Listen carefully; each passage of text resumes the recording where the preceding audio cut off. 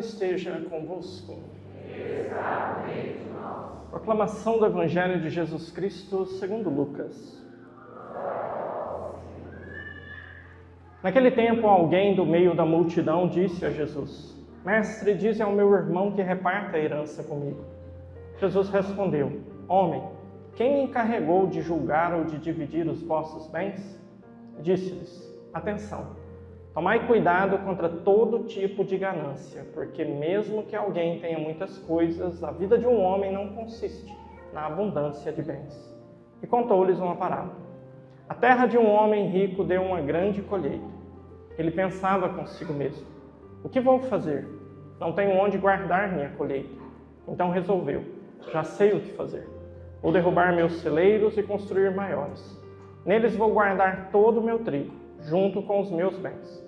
Então poderei dizer a mim mesmo: meu caro, tu tens uma boa reserva para muitos anos. Descansa, come, bebe, aproveita. Mas Deus lhe disse: louco, ainda nesta noite pedirão de volta a tua vida. E para quem ficará o que tu acumulaste? Assim acontece com quem ajunta tesouros para si mesmo, mas não é rico diante de Deus. Palavra da salvação. Amados irmãos e irmãs, nossa liturgia de hoje ela é bastante explícita no tema que ela traz para a nossa meditação, mas ela é tão explícita que ela pode nos induzir ao erro, né? Então a gente ouve aí na primeira leitura esse texto aí do Eclesiastes, comecinho do Eclesiastes, vaidade das vaidades, tudo é vaidade, sobre o perigo de acumular as coisas, juntar, e depois morre, larga para os outros aí só para dar fusaca, briga. Depois a gente ouve aí na segunda leitura essa fala de São Paulo também que vai na mesma toada, né? A cobiça é uma idolatria. Depois no Evangelho, a treta aí da herança, logo em seguida a parábola, que parece que vai na mesma linguagem, né? Um rapaz juntou lá uma grande colheita, tinha mais onde guardar, derrubou, construiu, queria mais, mas morreu, largou tudo para trás. Então, olhar essa linha que conduz aí todas as leituras, nós vamos voltar ainda na segunda e no Salmo, porque a segunda leitura e o Salmo trazem exatamente o caminho correto a ser seguido, mas olhar essa vertente aí da ganância, da cobiça, pode nos induzir ao erro de que a preocupação da liturgia hoje é só essa. Não é o dinheiro, é o ter. Então você olha aí, por exemplo, para esse rapaz do Evangelho. O rapaz do Evangelho, ele na verdade é uma metáfora do que o Eclesiastes trouxe na sua descrição de uma pessoa. O Eclesiastes falou de um homem que com inteligência, diligência, esforço e sucesso alcança muita coisa. O cara do Evangelho é esse cara. A primeira coisa que a gente precisa defender aqui é que esse cara, pelo menos do jeito que Jesus descreve, parece que ele não fez nada de errado. Ele não roubou, ele não matou. Está falando que ele tinha uma terra, ele plantou e a colheita dele foi um sucesso. Então não fala que ele era um explorador dos oprimidos operários e não pagava ninguém, que estava roubando e que era um latifundiário desonesto. Não. O cara tinha uma terra, ele plantou e o negócio deu bom, rendeu. Então, aparentemente, parece que o que ele faz é o que, não sei, se tiver alguém aqui que mexe com o comércio, está no mesmo viés. Então, não é do seu interesse que a produção que você faz renda? Você não vai vender isso? Você não vai ganhar dinheiro? E é isso aí o seu sustento? Então, se o problema foi esse, então, meu amigo, qualquer um que estiver aí vivendo o nosso bom e velho capitalista e vendendo com lucro, vai tudo para os quintos dos infernos. E não é isso a nossa liturgia de hoje, não é essa a mensagem. Então, qual que é o drama que está hoje nessa nossa liturgia? Não é só a questão de ter os bens, de correr atrás dos bens e de acumular os bens. O problema que está aqui por trás é uma doença, é uma infecção, mais ainda, é um vírus. Um vírus que nós adquirimos lá no capítulo 3 do livro do Gênesis. Foi adquirido pela humanidade lá e foi perpetuado na sua história. E eu e você o carregamos. E alguns de nós, espero que todos, mas não sei, não quero ser tão otimista. Mas tomara que todos nós um dia vamos nos ver livres dele. Um dia que você morrer, contemplar a Jesus face a face e Jesus sorrir para você e fizer assim. É por aqui. Só nessa hora que você vai se ver livre desse vírus. Porque se ele não sorrir e fizer assim, você ainda vai carregar esse negócio pro resto da eternidade. De que vírus nós estamos falando, né? No capítulo 3 do Gênesis, quando a serpente fez uma proposta para Eva, e ali começa a tragédia humana do pecado, a serpente fez uma promessa. A promessa não se realizou, mas o desejo da promessa que fez com que Eva fosse atrás daquele fruto permaneceu no coração do homem e está no meu e no seu. Qual foi a promessa que foi feita para Eva?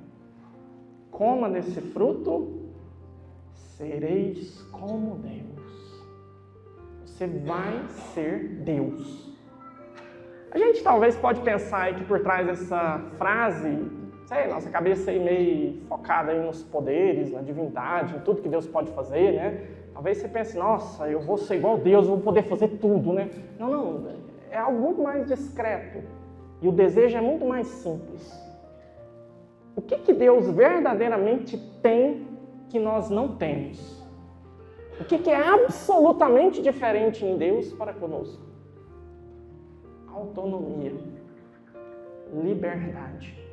Deus é verdadeiramente livre. Nós não somos. Nós dependemos de Deus. Nós precisamos de Deus. Ali no coração de Eva surgiu um desejo. Nossa, e se eu puder ser sem Ele? E se eu puder me realizar plenamente, sem precisar dele, sem ele entrar na jogada, sem ele entrar na equação? Mas, irmãos e irmãs, esse vírus está em mim, está em você. Fundo no fundo, quer seja consciente ou inconscientemente, todos nós desejamos a liberdade de Deus. A gente quer se ver livre de Deus. Não, padre, mas eu amo Deus. Eu tenho fé em Deus. Eu rezo, eu estou aqui, ó. Olha que beleza. Avalia com honestidade a maneira como você conduz a sua história. E veja se você não fica extremamente satisfeito quando dá para esquecer que Deus existe. E você conduz a sua história com sucesso. Veja como em contrapartida vem um certo desespero quando você se depara com a situação onde você não dá conta e você é obrigado a recorrer a Ele. Você é obrigado a mendigar dele alguma coisa. Amados irmãos e irmãs, vamos ser honestos. Nós gostaríamos sim que essa promessa de Satanás tivesse dado certo. O nosso coração anseia por isso. E é aqui que a nossa liturgia de hoje vai focar. Eu era padre mais novo. Digo padre mais novo de padre, porque padre novo eu nunca fui. Entrei de meio-dia para tarde, dei a carne para o mundo e os ossos para Deus. Paciência. Mas quando eu era padre mais novo, eu tinha uma experiência no confessionário que de vez em quando eu me emocionava muito. Eu já chorei muito atendendo confissão, muito. Principalmente com jovens. Às vezes chegava um jovem para confessar, se enjoelhava lá e contava os pecados dele. Ai, padre, eu tô lutando, pornografia, masturbação. Aí os bichos começavam a chorar. Ai, padre, eu não sei o que eu faço. Padre, é muito difícil. Eu quero ser livre desse pecado, mas eu não dou conta. Aí eu também chorava, abraçava, meu filho, nós vamos dar conta, não desanima não, vamos lutar. Vamos fazer uma novena, passar um pacômio, passar Santo Expedito, fazer um jejum, vamos rezar o rosário com Frei Gilson. Não, na época não tinha Frei Gilson ainda não. Se tinha, não rezava 4 horas da manhã, pelo menos na internet, porque eu acho que nem internet tinha naquela época, né? Mas assim, então, eu chorava com os bichinhos, eu sofria, eu ficava agoniado. Hoje os mesmos bichinhos vêm, joelha, confessa, chora. Eu olho assim, você está chorando? Está acontecendo? É claro, não está. Um ou outro, mas um ou outro mesmo, chora pelos motivos certos. Eu já vi jovem, depois de cometer pecado grave, se derramar em lágrimas por ter ofendido a Deus, por ter ferido o amor primeiro. Mas eu já vi uma grande maioria chorar. Não é porque ofendeu a Deus. Está chorando de raiva. De raiva. Porque gostaria de ser perfeito. Gostaria de alcançar o sucesso sem precisar dele. Gostaria de dar conta do recado sem precisar de colocar ele na equação. Mas ali no confessionário de joelho, ele se lembra que ele é um frouxo. Ele é um fraco. Ele não deu conta de novo. E ele não está chorando de dor por ter ofendido a Deus. Ele está chorando de raiva dele. Ela está chorando de raiva dela. Porque ele se fez um propósito de perfeição. Ela se fez um propósito. E mais uma vez ele fracassou. Mais uma vez ela fracassou. Quem de nós que ao fracassar não fica com raiva? Quem de nós ao fracassar não fica irritado? Mas a lágrima não é pelo amor ferido. A lágrima é pelo orgulho ferido. É um orgulho que se propôs à perfeição, que não alcançou, que está chorando. Não é um coração apaixonado por Deus. Digo, salvo raríssimas exceções. Ali naquele confessionário, o que grita então é o quê? É o desejo da liberdade. A liberdade absoluta de Deus. Por isso que o pecado desse homem no Evangelho, a tragédia que o Eclesiastes apresenta para nós, não é o ter as coisas, mas é o você ter de tal forma que você quer ter para você ter toda a segurança e você não precisar de Deus. Gente que fala assim que nossa, padre, eu queria viver uma vida longa assim, tal, é morrer de repente assim, sem ver nada, igual um passarinho assim, com uma pedrada na cabeça. Não morrer de repente, Deus me livre e guarde, está repreendida essa morte medonha. Eu quero uma morte assim, ó. Eu vou falar aqui, vai ficar até gravado esse negócio, né? Esses dias eu tenho assistido uns vídeos do Dom Henrique Soares. Dom Henrique é um bispo assim que eu sou apaixonado nele, né? Ele é falecido, ele morreu, né? Morreu de Covid, foi um dos primeiros clérigos mortos na pandemia. E muitos vídeos dele ele fala da morte dele, né? Quando eu morrer, não sei o quê, eu fico escutando, você morreu? Eu fico com medo de eu entender depois eu morrer, vocês ficarem jogando um trem na minha cara. Mas quando eu morrer, eu gostaria que a minha morte viesse em câmera lenta. Sabe aquelas assim, meio de filme, assim, vem chegando assim.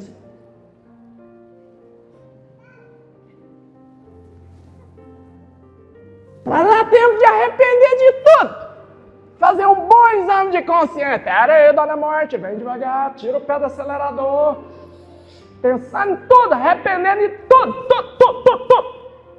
Agora pode morrer. Acabou. Assim, eu acho que essa é uma santa morte.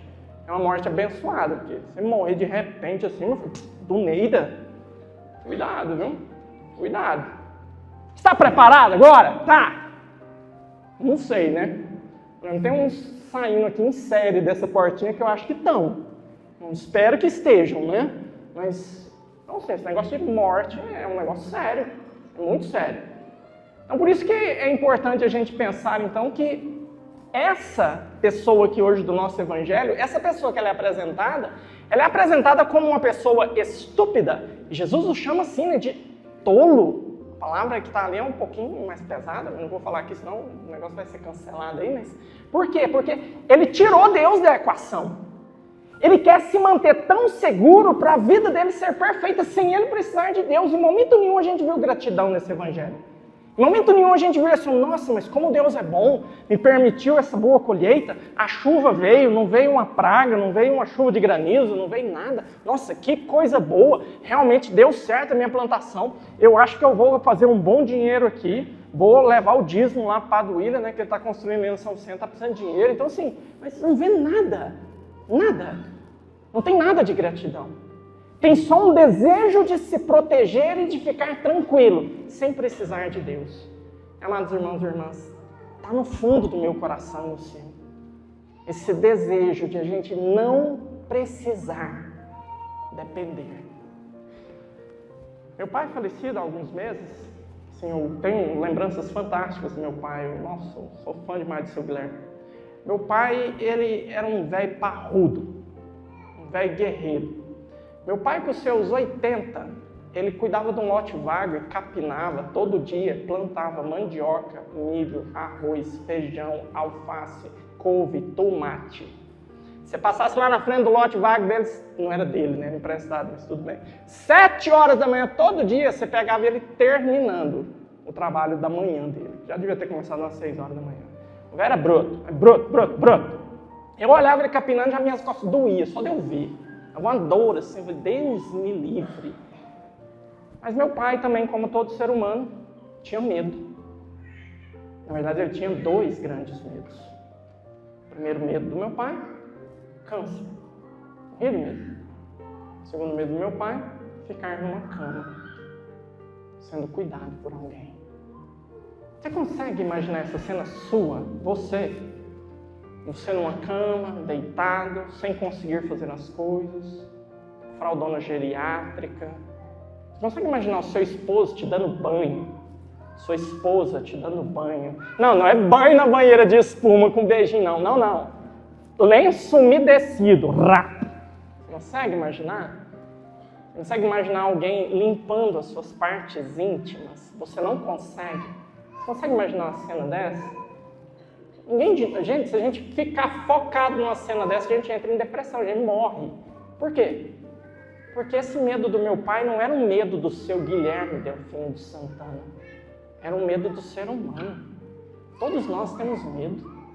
Todos nós temos medo de um dado momento da nossa vida a gente acabar dependendo. Não só de Deus, mas de pessoas boas. Deus concedeu ao meu pai a graça de que os 2 medos dele se realizassem.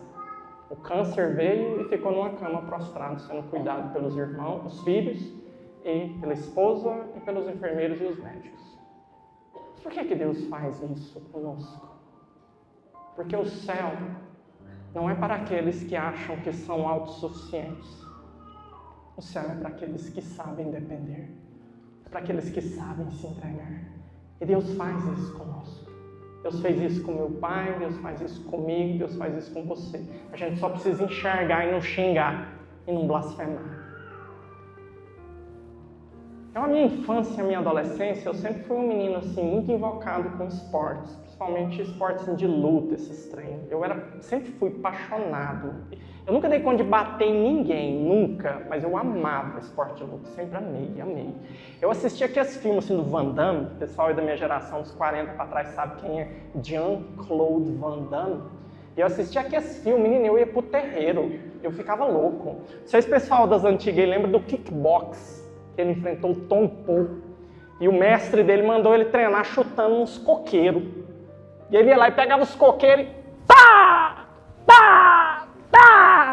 Eu acabava de ver aquele treino, eu ficava louco. Eu ia pro terreiro chutar. Sabe o quê? Bananeira. Graças a Deus que não tinha coqueiro lá em casa. Pegava as bananeiras e pá! Bananeira, no chão. Nossa, mas não é bruto! Derrubava essas bananeiras tudo, era bom, nascia logo, né? Elas nasciam mais molinha, e pá, bananeira no chão, né? Eu gostava, era apaixonado nesses treinos. Fiz taekwondo, fiz kung fu, fiz aikido, fiz tudo que você pode imaginar de briga, tudo. Eu adoro esporte, eu babo para falar de esporte. Bicicleta, gente, nossa, corrida de rua, eu adoro suar assim, ó, que é cebão descendo assim, ó. Você pega a garrafinha assim, escuta. Amo dor muscular, aquela dor assim que você faz um treino parrudo, sabe? Aí no outro dia você acorda assim, você vai levantar. Eu amo!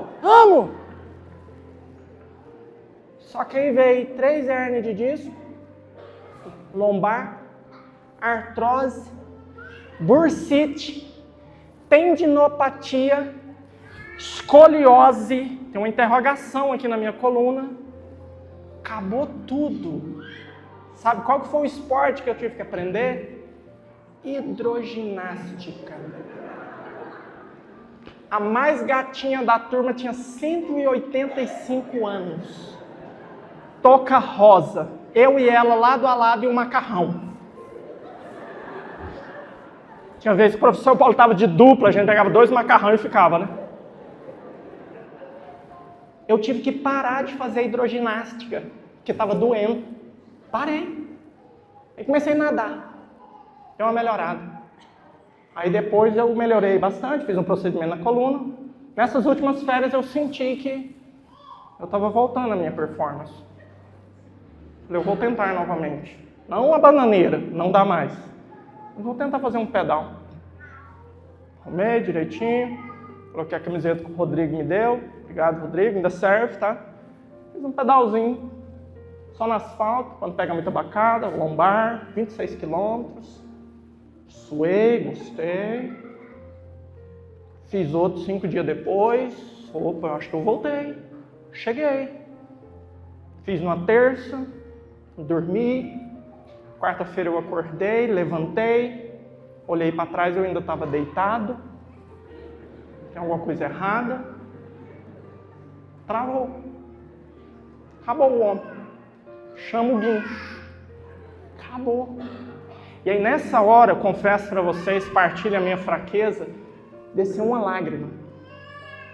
Porque eu lembrei que no pedal que eu fiz no caminho, teve uns 3 ou 4 senhorzinhos de idade que passou por mim de bicicleta.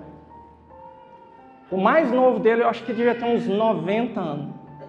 Se você fizesse um exame de sangue naquele velho, saía areia, não saía sangue. Era um fóssil. Mas ele passou por mim. E ele estava todo sujo. Ele estava vindo da terra, eu estava só no asfalto. E ele estava com cara de ser um ciclista experiente.